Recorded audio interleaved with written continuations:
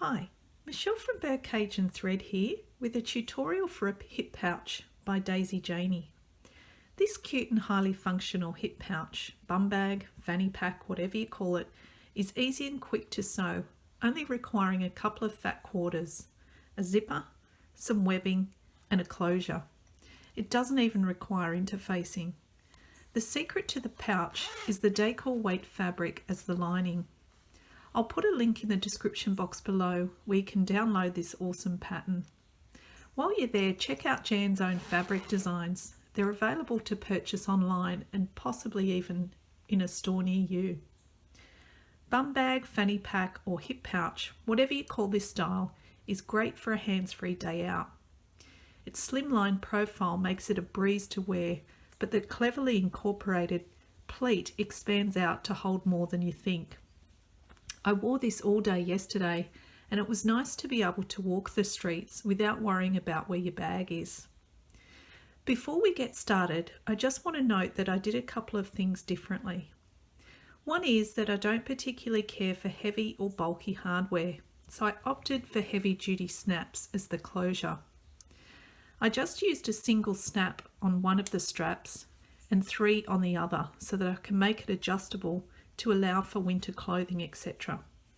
Just keep in mind that if you choose snaps, it's probably wise not to wear this on the outside of your clothes, as while it's sturdy enough to hold the weight, it can easily be removed with a tug. I wore this under my shirt. The other thing that I did slightly differently was that I covered the webbing in fabric.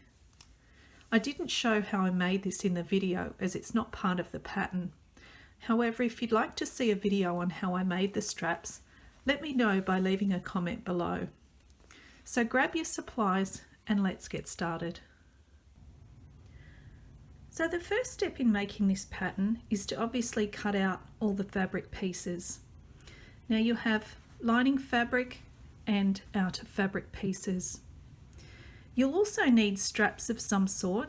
I'm using this 1 inch wide cotton webbing, but I'm also going to cover it in fabric, but that's optional. You'll also need fasteners of some sort. You can use buckles, parachute clasps or anything. I'm going to be using cam snaps so I can make mine press stud adjustable. You'll also need a zipper as indicated in the pattern. Now the great thing about this pattern is that you don't need to use interfacing if you use the correct fabric for your lining. In my case, I'm using a heavier weight cotton lining. I'll put a link in the description box below where you can purchase this fabric. But you can use regular quilting cotton for the outer, and again you won't need any interfacing. So let's get started on putting this bag together. So to get started, we're going to take the front bottom panel B of both the outer and the lining, and we're going to transfer these dotted line marks to the fabric pieces. So just place the pattern over the top, just a little bit away from the edge, and just mark where those dotted lines are on the fabric. Repeat for the other edge.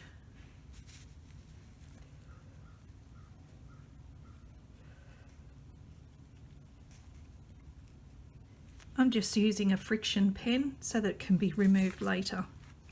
And then repeat the same with the lining piece.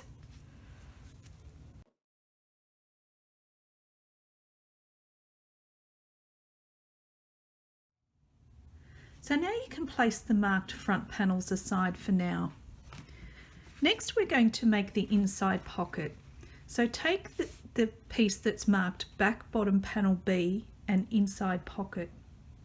Then you're going to place it wrong side facing up, and you're going to mark along this edge here 3/4 of an inch up from that raw edge and draw a line using a removable marker.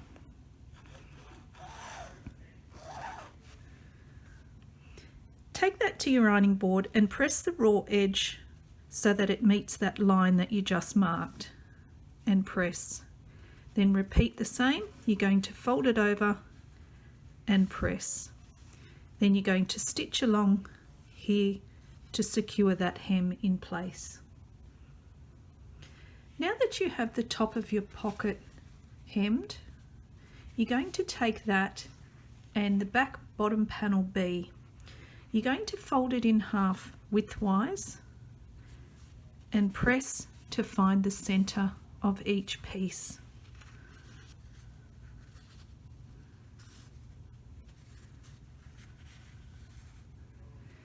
Then you're going to place the pocket so that the wrong side is facing down on the back bottom panel B, lining up the short raw edges and this long curved edge here. And you're going to divide the pocket in half using the fold line as a guide, and you're going to stitch from the top of the pocket there down to that bottom curved edge, making sure to back stitch at the beginning and the end of your line of stitching. Once you've divided the pocket, you're going to do a basting stitch along this curved edge here, about 1/8 of an inch away from the raw edge. Now that you have your pocket sewn in place and it's basted along this long curved edge here, you're going to take back top panel A, flip it over and find the center point of this long raw edge here. I've marked it with a removable marker. Then you're going to do the same for the bottom panel B. You're going to flip it over and find the center point of that long edge. Then you're going to mark 2 inches either side of that center point.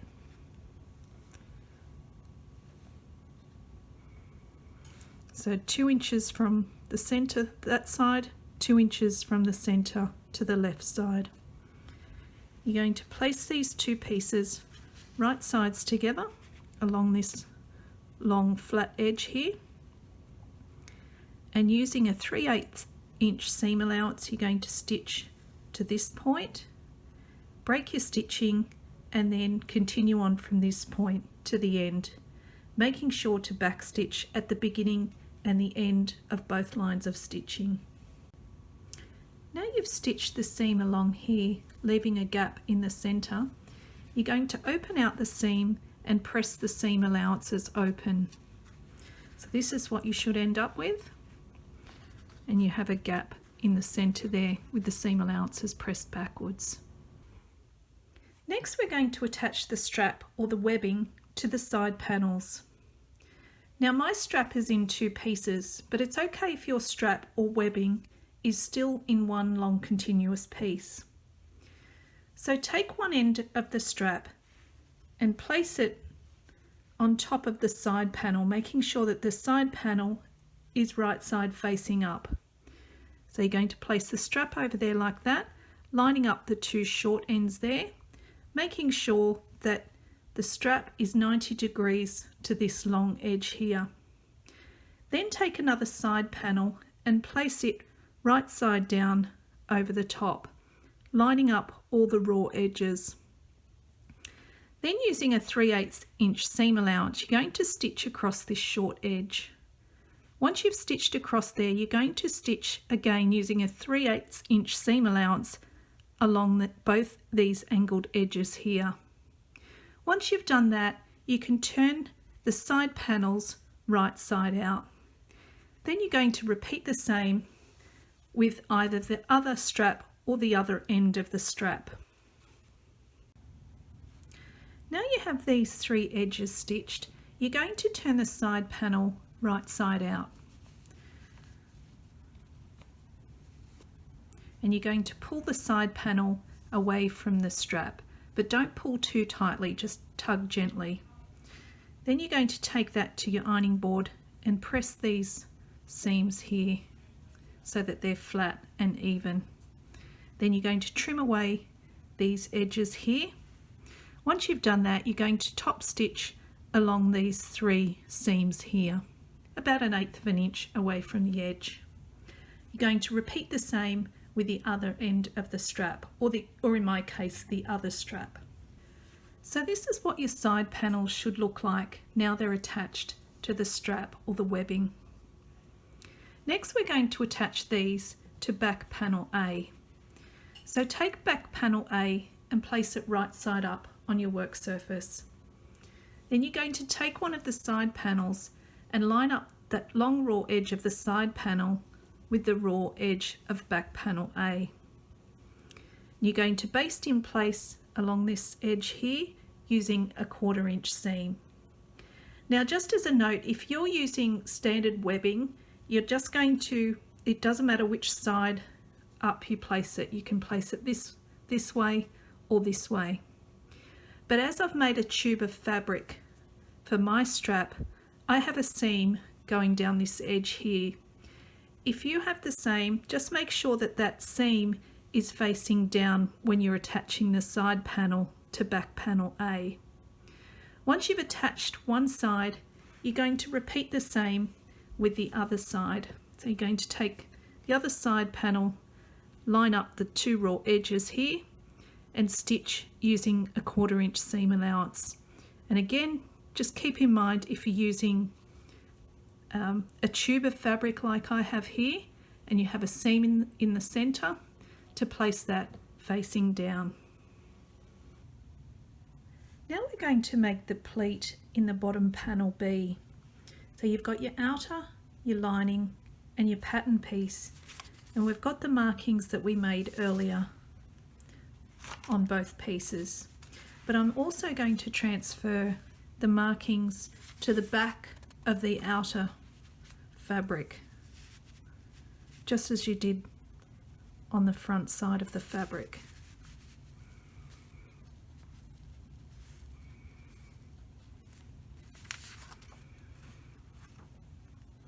So taking your outer fabric, you're going to turn it so that the right side is facing up. Then we're going to fold it this first line here. So bring it up, and when you get to that mark there, you're going to hold it there, then line up the other mark. Take that to your ironing board and press. Then you're going to repeat with this top mark here, the other end. So again, fold it over until you get to that mark. Then again on the other side, and you're going to press. Once you have those two first ones pressed, you're going to flip it over so that the other side is facing up. Then you're going to lift these two folds that you've pressed, and you're going to bring that to the center of the side there, and you're going to valley fold on the next mark. So you'll see this next mark here, you're going to valley fold at that point and press. You're going to do the same on the other side. So you've got a mountain fold this side that you've already pressed, then you're going to valley fold on that mark there.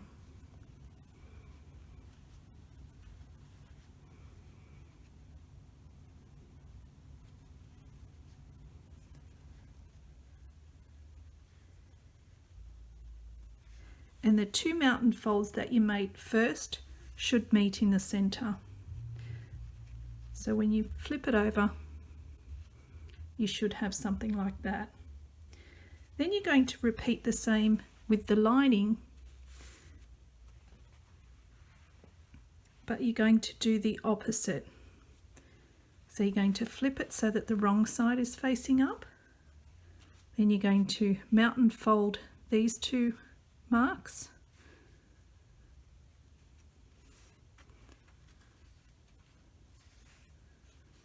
flip it over, then you're going to valley fold at these two marks here.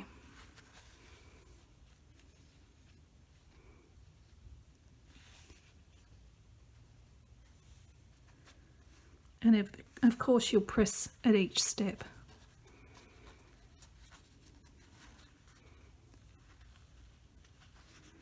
Again, you're valley folding at that second mark.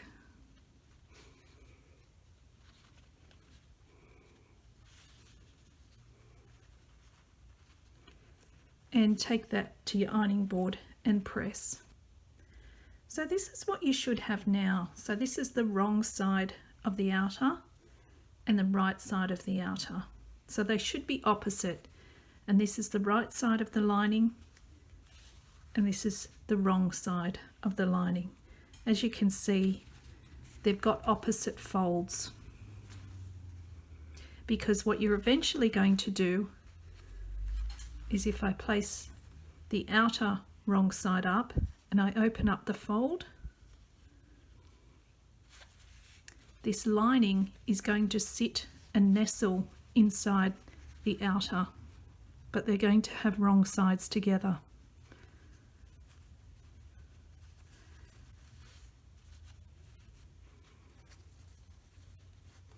Which is why they have to go opposite.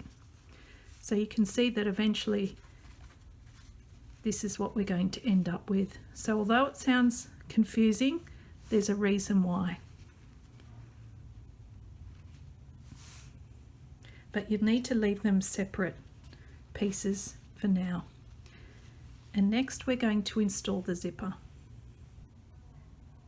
Next we're going to start installing the zipper. So for this you'll need the front top panel A of both the outer and the lining, and of course your zipper. So firstly, place your top panel A outer fabric right side facing up. Then you're going to place the zipper face down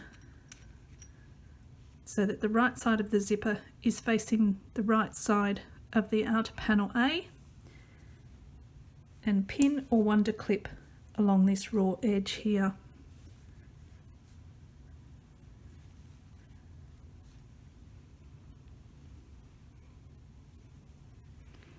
Then you're going to place the lining right side down, lining up that curved raw edge and the raw edge of the fabric with the zipper tape.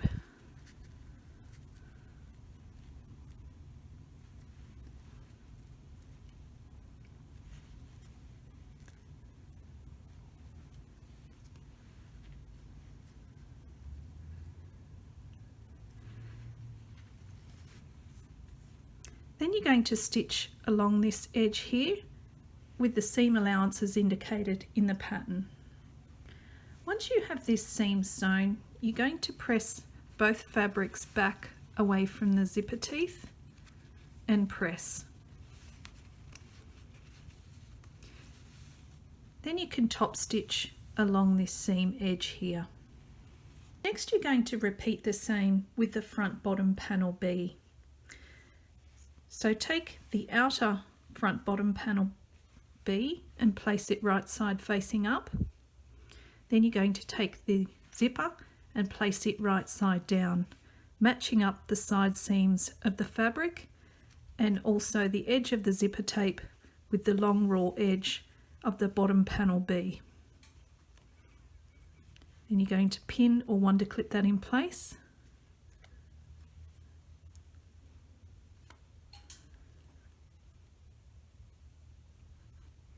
Next you're going to take the lining front bottom panel B and place it right side down over the zipper.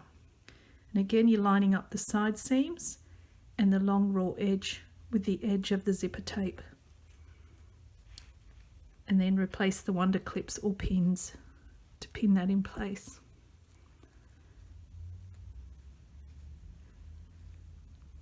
And again, using your zipper foot and a 3/8 inch seam allowance, you're going to stitch along this edge here. Once you have this seam sewn, you're going to flip the bottom panel pieces open and press, making sure that you keep these edges pressed as well.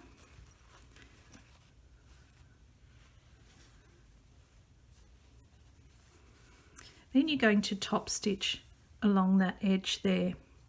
Once that's top stitched, you're going to tuck the lining pleat into the outer pleat. So this flat edge of the pleat will sit inside this edge here.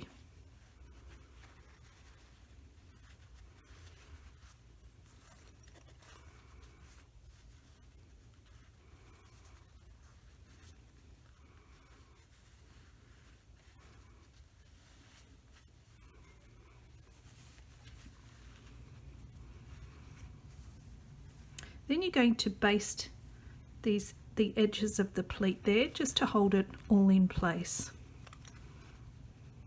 So you can see that lining is tucked inside the outer, and this is what it should look like on the end. So you can see that lining tucked down in the outer fabric there.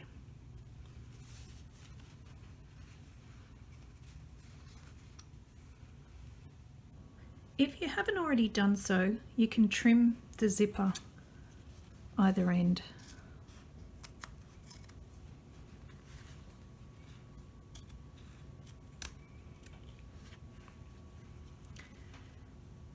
There's a note in the blog tutorial about the front panel being larger than the actual pattern piece, and I came across the same thing. My only guess is that width of zippers vary, so it could have something to do with that, or it could be different thicknesses of fabric.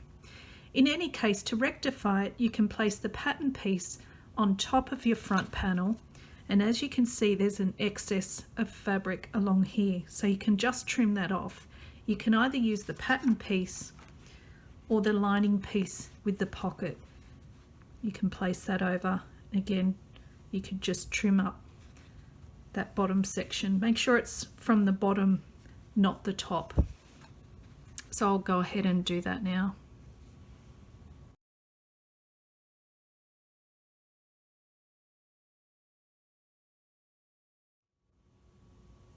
So now that we've prepared all three panels, we're going to put the whole thing together. So firstly, just make sure that your zipper is open. Next, we're going to make sure that the straps or webbing is out of the way of the seams. So you can just use wonder clips to hold that. Next, you're going to place this back panel with the straps or webbing. We're going to place that right side facing up. Then you're going to take the front panel and place it right side down.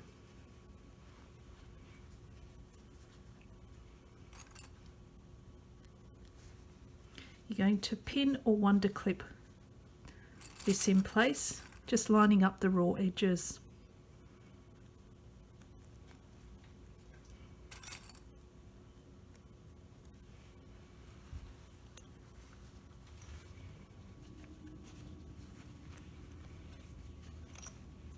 Making sure the webbing or the straps tucked inside.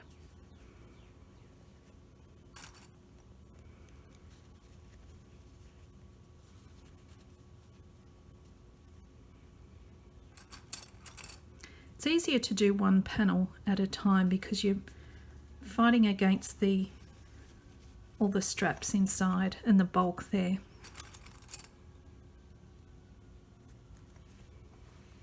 Next, we'll work on a curved edge.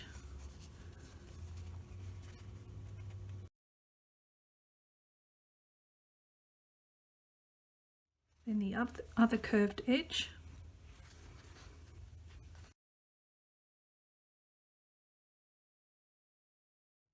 Next, you're going to take the back lining piece and place it right side down over the front panel with the zipper. Just make sure that the bottom of the lining matches the bottom of the front panel.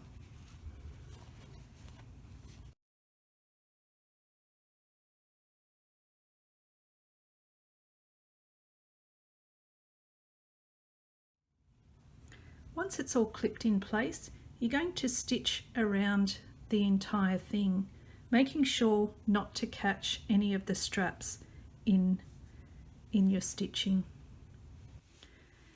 Now that you've sewn all around the edge, you can turn it right side out, but firstly I'm going to trim the seam allowances. It doesn't say to do this in the pattern, but I like to reduce some of the bulk.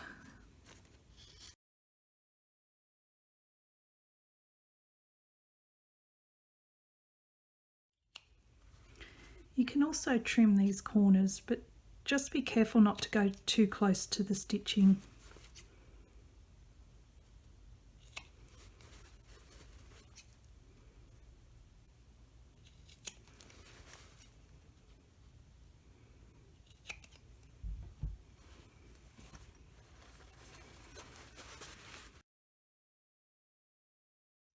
So you can put your fingers through the lining there and just push those corners out.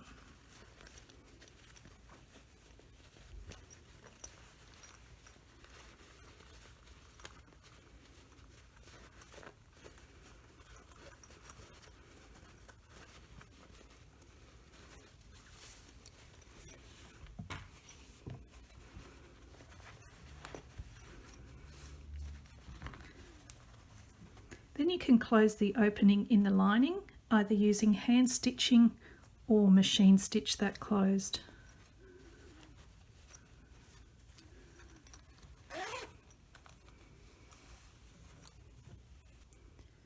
Now the only thing left to do is to attach the buckle or the fastener that you're using.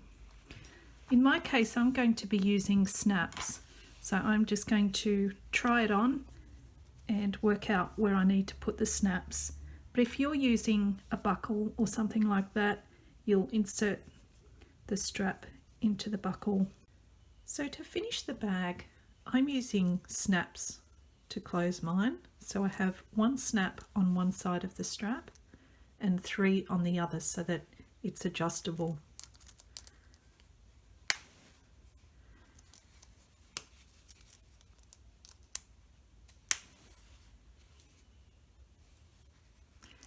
So I hope you enjoyed this tutorial, and thanks for watching.